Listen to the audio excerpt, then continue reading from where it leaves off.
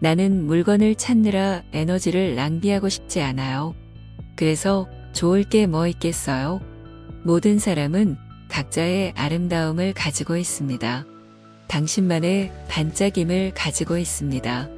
가장 효과적이면서도 간단한 방법으로 당신의 반짝임을 찾을 수 있습니다. 본격적인 이야기에 앞서 좋아요와 구독 눌러주시면 감사드리겠습니다. 그 방법은 놀랍게도 청소를 하는 것입니다. 청소는 단지 장소를 깨끗하게 하는 것만이 아니라 당신 자신의 빛남을 만들어줍니다. 이것을 청소력이라고 합니다. 청소력에는 두 가지 힘이 있습니다. 한 가지는 마이너스를 제거하는 힘이며 한 가지는 플러스를 불러들이는 힘입니다. 당신이 살고 있는 집은 당신 자신을 나타냅니다. 또한 당신의 인생은 당신의 집 그 자체라고 말할 수 있습니다. 만일 당신의 집이 더럽다면 아쉽지만 행운도 꿈도 재수도 전부 다 도망갑니다. 도망가는 것만으로 그치면 좋겠지만 집이 더러운 채로 방치하게 된다면 아군을 불러들이게 됩니다. 청소력의 저자 마스닥 미스이로는 하우스 클리닝 관련 일에 종사하며 가족 관계가 원만하거나 잘 나가는 기업, 그리고 부자들의 집은 공통적으로 청소가 잘 되어 있으며 심플하고 잘 정돈되어 있다는 것을 발견하게 됩니다.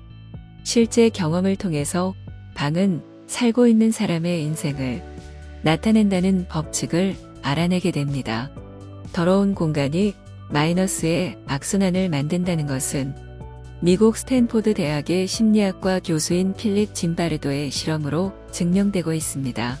깨진 유리창의 법칙이라고 하는데요.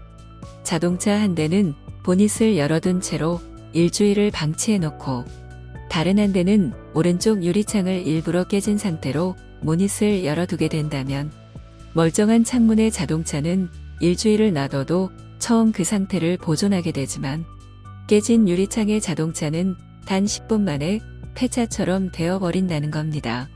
유명 유튜버 자청이 추천한 책으로 베스트셀러가 돼버린 정리하는 뇌에서도 정리에 대한 내용이 나오는데요.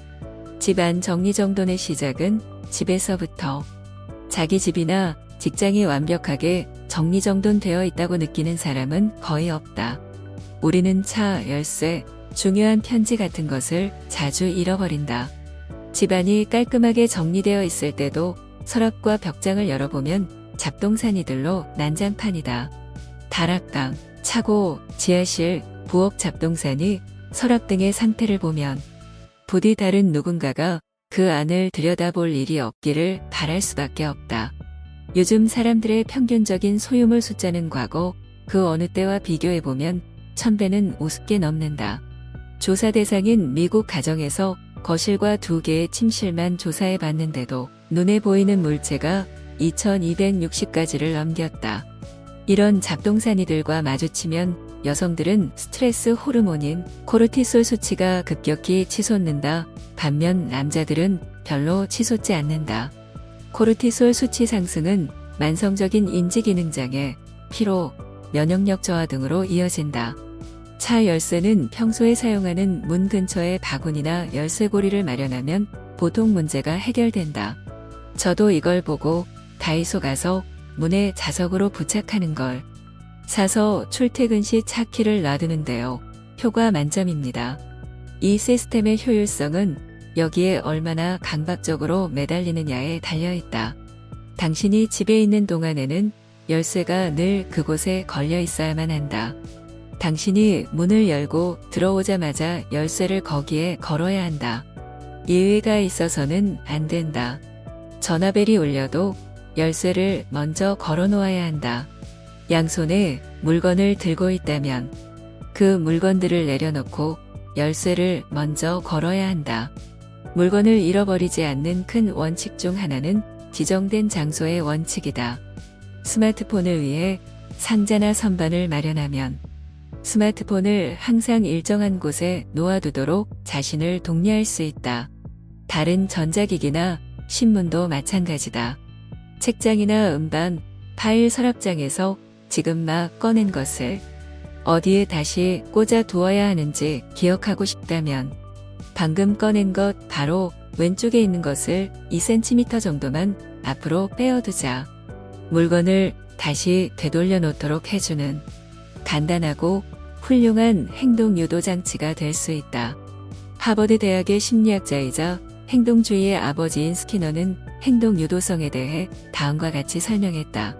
저녁 일기예보에서 내일 비가 내린다고 얘기하면 정문 옆에 우산을 놓아도 아침에 나갈 때 잊어버리지 않는다. 보내야 할 편지가 있으면 차, 열쇠나 집 열쇠 근처에 놓아둬. 집에서 나갈 때 잊지 않고 가져갈 수 있게 하라. 이 모든 것의 밑바탕에 깔려있는 원칙은 정보를 기억해야 할 부담을 뇌에서 환경으로 돌리라는 것이다. 집에 오는 길에 우유 사는 것을 깜빡할까봐 걱정된다면 자동차 운전석 옆이나 배낭에 빈 우유팩을 놓아두자. 메모를 이용하는 것도 한 방법이지만 우유팩이 좀 더 특이하기 때문에 당신의 주의를 끌어들이는데 더 효과적이다. 여기에 제가 사용하는 방법은 휴대폰에 알람 어플을 활용하는데요. 가령 퇴근 시간에 마트 가서 우유를 사야 한다면 퇴근 바로 전 시간에 알람이 울리도록 우유 사기라고 저장을 해두면 아주 유용합니다. 샌프란시스코 공항의 주차장 표시판에는 자동차를 어디에 주차했는지 기억하기 위해 주차 지점을 휴대전화로 촬영해 두라는 권고 문구가 쓰여 있다. 캐나다의 싱어송라이터인 조니 미첼의 집은 안팎하기 쉬운 물건들을 정리하려고 제작한 특수 용도의 서랍 수십 개를 부엌에 설치했다. 그녀는 이렇게 말한다. 나는 물건을 찾느라 에너지를 낭비하고 싶지 않아요. 그래서 좋을 게 뭐 있겠어요? 물건을 찾느라 짜증내고 시간 낭비하는 것을 피하면 좀 더 효율적이고 생산적이 될 수 있는 데다 기분도 좋아져요. 정리 원칙 1. 라벨을 붙이지 않은 물품보다는 라벨을 잘못 붙인 물품이나 보관 장소가 더 나쁘다. 정리 원칙 2. 이미 기준이 존재한다면 그것을 활용하라. 정리 원칙 3. 사용할 수 없는 것은 갖고 있지 마라. 필요하지 않거나 망가져서 고칠 수 없는 물건이라면 과감히 처분하자. 가정에서의 디지털 정보 정리. 신경학자 겸 작가 올리버 섹스는 완전히 별개인 두 가지 프로젝트를 작업하고 있다면 각각의 작업에 대해 집안의 책상이나 탁자 혹은 구획을 따로 하나씩 배정한 것이다. 그럼 다른 공간에 들어서는 것만으로도 뇌의 리셋 버튼이 눌러지면서 더욱 생산적이고 창조적인 사고가 가능해진다. 컴퓨터를 두세 대씩 마련하는 게 어렵다면 외장형 하드드라이브를 이용한다. 하려는 일에 따라서 여가 외장 드라이브나 작업 외장 드라이브 혹은 개인 재무 관리용 외장 드라이브를 꽂아 사용한다. 일부 컴퓨터에서는 다른 사용자 모드를 설정하면 바탕화면의 패턴이나 그 안의 파일, 그리고 전체적인 외양을 변화시킬 수 있기 때문에 해마가 장소를 바탕으로 내리는 구분을 용이하게 만들어준다. 부자들의 집이 정리정돈이 잘 되어 있는 이유는 쓸데없는 동선을 줄이게 되는 거예요. 이로써 뇌가 기억해야 정보를 뇌에서 환경으로 돌려 부담도 스트레스도 없애고 보다 생산적이고 창의적인 활동에 에너지를 쓸 수 있게 되는 거지요. 여러분들도 청소력을 통해서 부자가 될 수 있는 기반을 만들었으면 좋겠습니다. 구독과 좋아요 부탁드리겠습니다.